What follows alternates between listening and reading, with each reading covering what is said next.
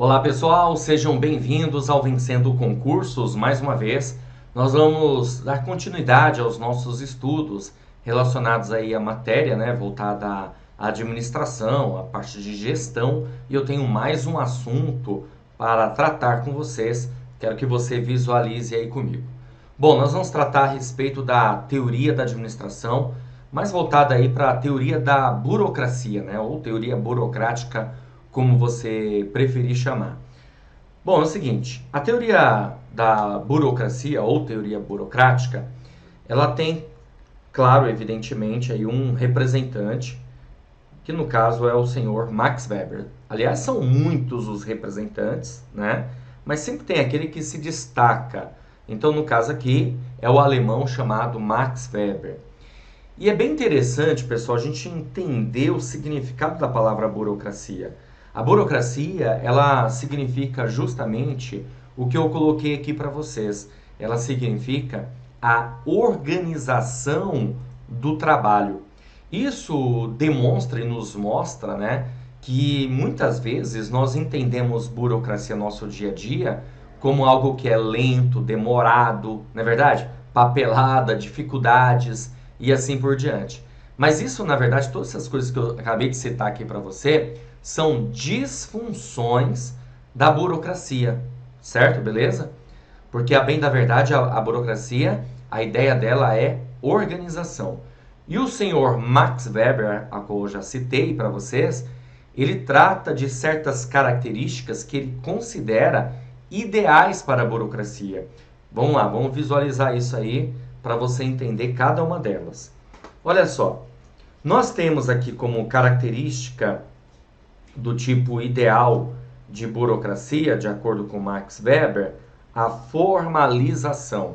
E o que significa aqui, pessoal, a formalização?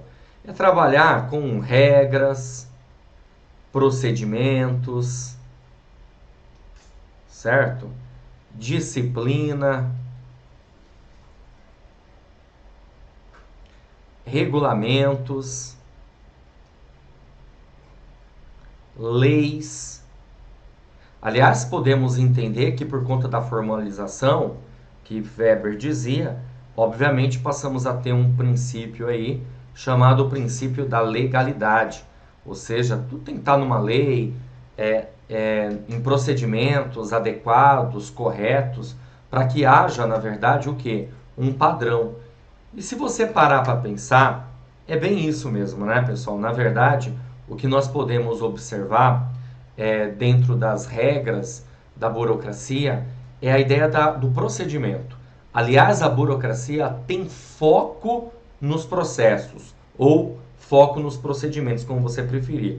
Até vou marcar aqui, para você guardar. Então, foco da burocracia está nos processos. Agora, é claro, o que significam aí processos, Qual o significado de processo? Processo é um conjunto de ações, conjunto de atividades, uma sequência, etapas, para que a gente consiga aí alcançar o objetivo, evidentemente, que temos como resultado aí satisfatório. Agora, o que aconteceu depois, que a burocracia foi implementada, principalmente na administração pública? Houve um excesso muito grande de detalhamento, de processos, de regras, o que acabou ocasionando dificuldades, lentidões, ok? Bom, outro conceito aqui também do senhor Max Weber é a divisão do trabalho, que é até interessante, que a divisão de trabalho tem a ver justamente com outros conceitos que nós já estudamos aí, que é o caso da teoria clássica, a teoria científica, ok? Mas a divisão do trabalho aqui também, no sentido de ter uma especialização, cada parte ter a sua especialização. Outro conceito também é a hierarquia. Há uma hierarquia, porque, na verdade, o poder dentro da ideia da burocracia é um poder centralizado. Então, há uma centralização do poder, certo? Então, quem, claro, está no topo é que tem aí o poder. Então, há uma hierarquia, uma cadeia escalar. impessoalidade. Isso aqui é bem interessante, né? Porque a impessoalidade é o seguinte: se existem regras, essas regras são válidas para todos. Consequentemente, justamente esse conceito, essa ideia, né, que a gente consegue observar de ser impessoal, tá bom? As regras precisam ser válidas para todos e todos, na verdade, precisam respeitar essas regras. É impessoal. Aliás, isso é o pilar, é um dos pilares da burocracia de Max Weber. Outro conceito aqui é a profissionalização, tá vendo? Ó? Profissionalização, que tem a ver com o quê? Com a meritocracia, o merecimento. Meritocracia. E por fim, a competência técnica, ou seja, a capacitação. Então, olhando dessa forma, galera, eu tenho certeza absoluta que vocês acabam, de uma certa maneira, assim como eu, falando assim, caramba, meu, a burocracia ela é extraordinária. Se ela é extraordinária dessa forma, por que simplesmente nós alteramos a maneira de pensar e agir? Bom, na minha opinião, faz parte primeiro de uma transformação, de uma evolução. Outra coisa também que o sistema hoje implantado X, ele pode ser ótimo, trazer benefícios agora, hoje, para esse momento, porque vai depender de ambientes, vai depender do tamanho da organização, vai depender do tamanho da instituição, uma série de situações que acabam, evidentemente, fazendo com que aquele sistema tenha, na verdade, sucesso. E, consequentemente, ao longo do tempo, aquilo que era benéfico já deixa de ser benéfico e aí precisa passar por um processo de transformação. Faz parte. Aqui no Brasil, a burocracia ela foi instalada no governo de Getúlio Vargas, por volta de 1936, e mais propriamente dito aí em 1938, quando criaram um departamento chamado DASP, Departamento Administrativo do Serviço Público. Então esse DASP, esse Departamento Administrativo do Serviço Público, tinha como foco justamente os processos e ter essa organização do trabalho. Mas com o tempo, evidentemente, começaram a aparecer as disfunções da burocracia e, consequentemente, isso teve que ser alterado. Tudo bem? E aí, em 1995, no governo de Fernando Henrique Cardoso, foi implantado aí uma nova gestão que passou a ser conhecida aí como nova gestão pública ou administração pública gerencial, tá? Essa administração pública gerencial foi implantada em 1995 e, na verdade, foi por uma espécie de benchmarking. O que é o benchmarking, né? É você comparar resultados e se apropriar das melhores estratégias, das melhores práticas. E na época, quem tinha as melhores práticas? Primeiro, o governo aí da Inglaterra, que a partir no finalzinho da década de 70 e começo da década de 80, implantou a administração pública gerencial. E depois, os Estados Unidos, na década de 80. O que o governo, claro, fez?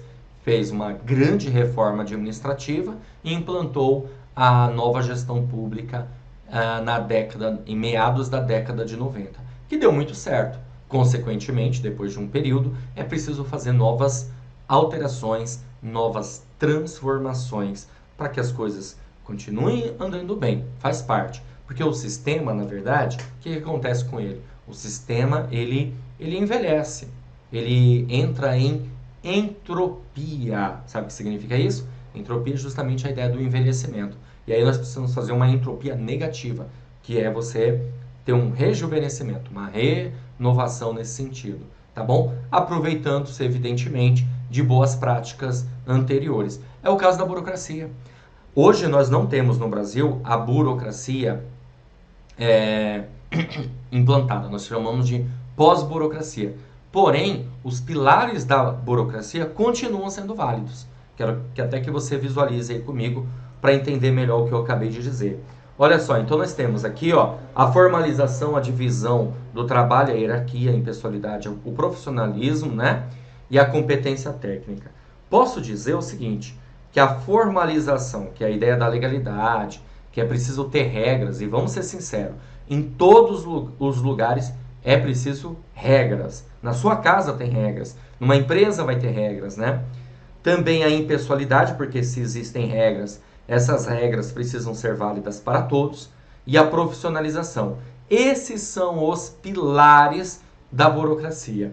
Mas os outros também são interessantes. Mas existem, claro, algumas diferenças. Por exemplo, hoje fala-se em descentralização e não centralização, como foi pregado aí na época, né, da burocracia. Centralização, a tomada de decisão está no topo. Hoje fala-se em descentralização, que é dar mais autonomia para os níveis inferiores. Só que vale lembrar que quanto maior for a autonomia, maior será também a responsabilidade, ok?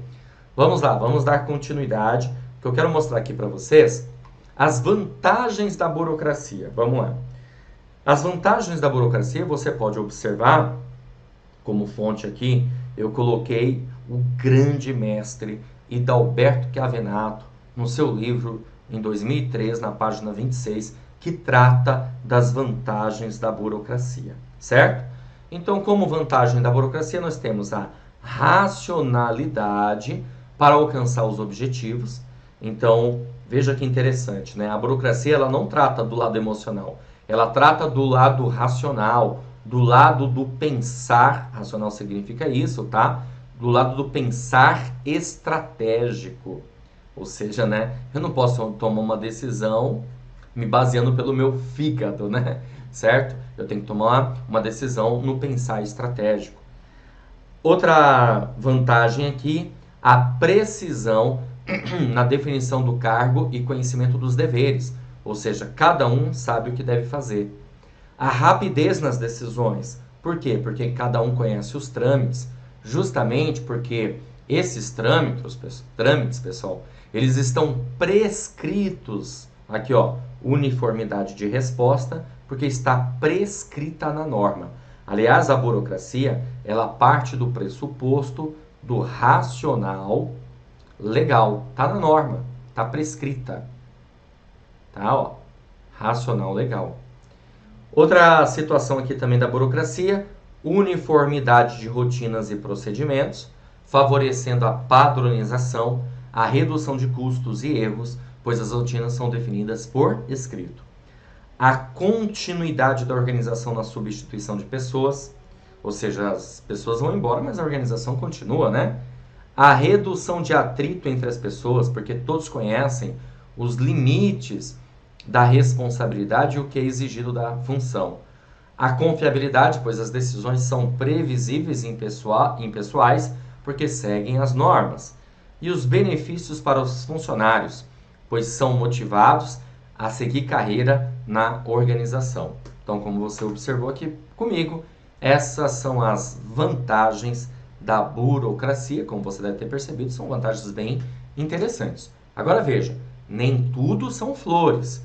Logo, nós passamos a ter algumas disfunções depois que a burocracia foi implantada, executada. E é normal isso acontecer, tá? Começam a aparecer as disfunções, como é o caso, por exemplo, certo? Da ideia de você ter aí, na verdade, uma demora, uma lentidão, muita papelada, regras excessivas, e isso acaba atrapalhando, certo? O sistema ainda é fechado, não tem uma interação como deveria. Então, tudo isso acaba, evidentemente, trazendo certos problemas para a burocracia, para esse tipo de gestão, ok?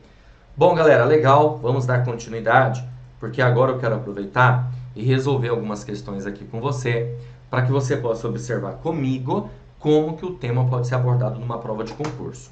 Nós temos essa questão, que é da banca CESP, caiu no concurso aí da Unipampa, para assistente de administração. Ela diz assim: considerando as abordagens clássica, burocrática e sistêmica da administração, julgue o item a seguir.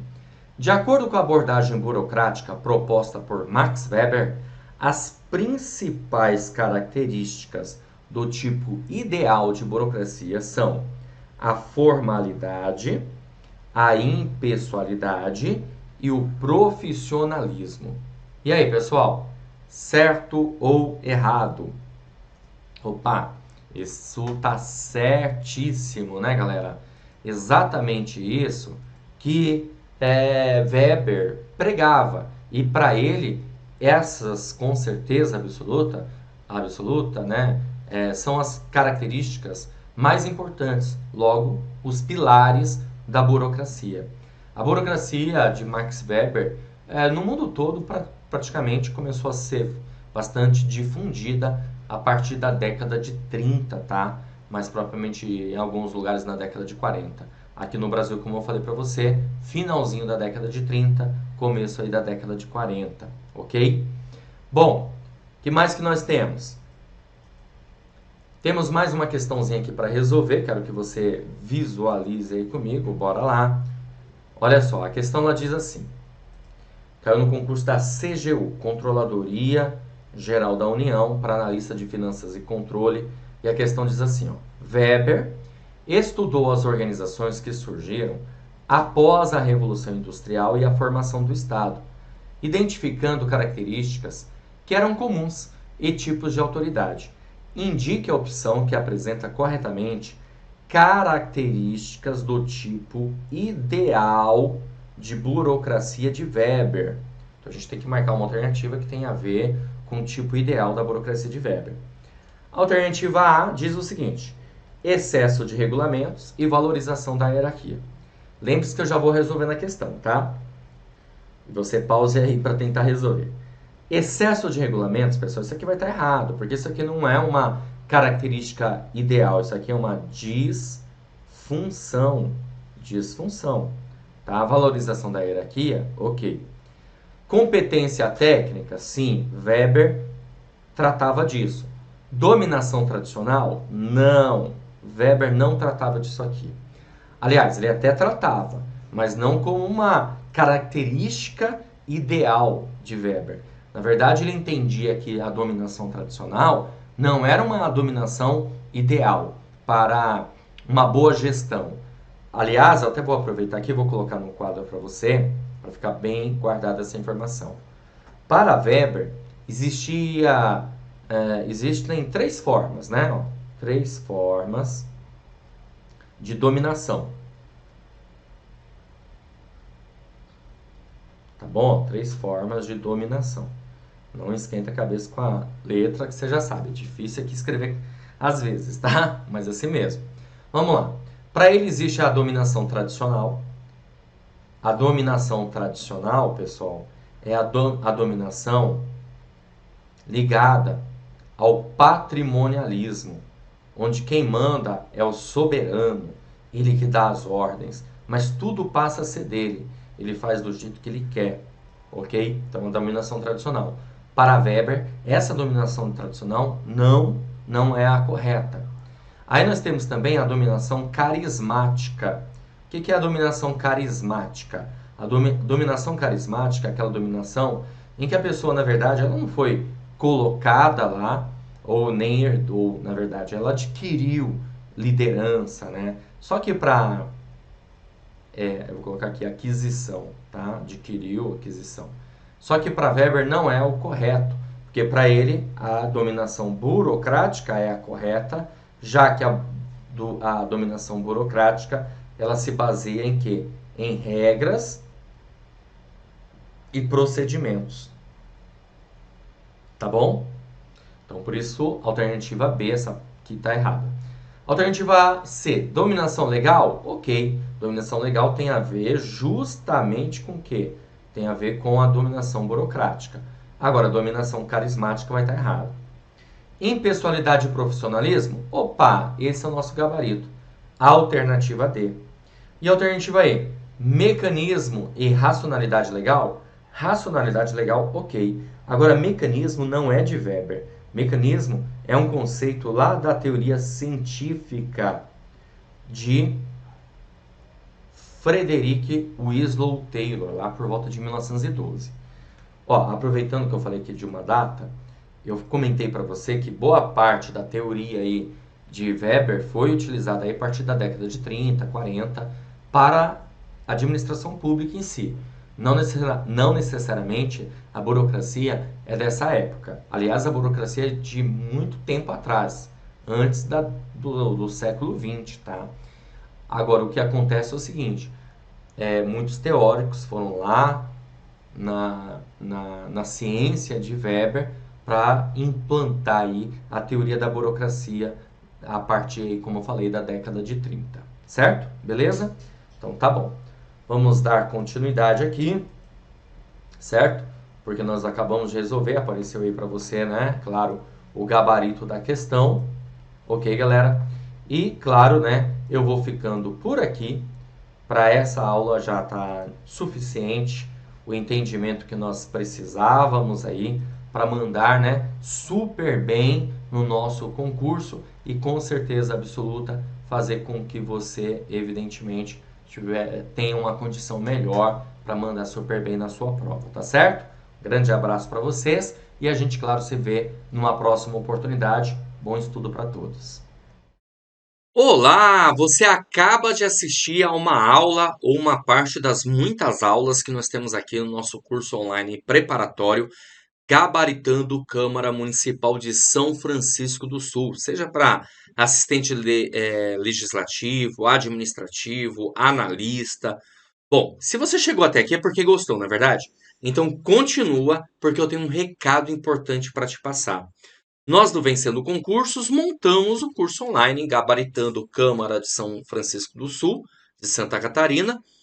E vale lembrar para você aqui todas as vantagens do nosso curso. Olha só, você vai ter acesso imediato aos cursos, acesso ilimitado, poderá assistir às aulas quantas vezes você quiser. E o curso fica válido para você durante um ano dentro da plataforma. Você vai ter teoria e questões comentadas, centenas de questões comentadas pelos nossos professores, o que vai fazer uma diferença muito grande na sua preparação. Material em PDF das aulas, então a gente transforma os slides dos professores em PDF para você baixar e ter um material complementar. Além disso, estamos preparando um super bônus, que são os cadernos de questões. São questões gabaritadas para você treinar, milhares de questões à sua disposição, tá? Você vai baixar essas questões aí, são separadas por matéria. Os cursos que fazem parte do Gabaritando Câmara de São Francisco do Sul: assistente legislativo, assistente administrativo, assistente de gestão de pessoal, analista administrativo e analista legislativo. Vale lembrar que as provas ocorrerão dia 21 de julho e dá para você fazer duas provas, porque uma vai acontecer no período da manhã e outra à tarde, ok? Valor especial de lançamento de R$ 497 por apenas R$ 297 à vista ou 12 vezes de R$ 29,65. Para você adquirir o curso, é super simples. Abaixo do vídeo, na barra de descrição ou na barra de comentários, vai ter um link. Você vai clicar nesse link e vai ser redirecionado à página do curso. Lá encontrará todas as informações necessárias. Aí tem um botãozinho lá de comprar, só você clicar nesse botão, preencher seus dados, escolher a forma de pagamento e pronto. Vai começar a estudar aqui com a gente no Vencendo Concursos, porque aqui você vence. Caso você tenha alguma dúvida, lá na página do curso tem um chat online. Só se você digitar que um dos nossos consultores vai te atender e vai sanar todas elas. Ou você também pode chamar na central de atendimento WhatsApp. Tá aí o número 11 97465 6052, ok? Bom, é isso. Vou ficando por aqui. Um grande abraço para vocês. Vou te aguardando dentro da plataforma, hein? Então, ó, já faz assim, ó, clica no link aí abaixo, na descrição do vídeo e inicia a sua preparação. Valeu, muito obrigado e até a próxima.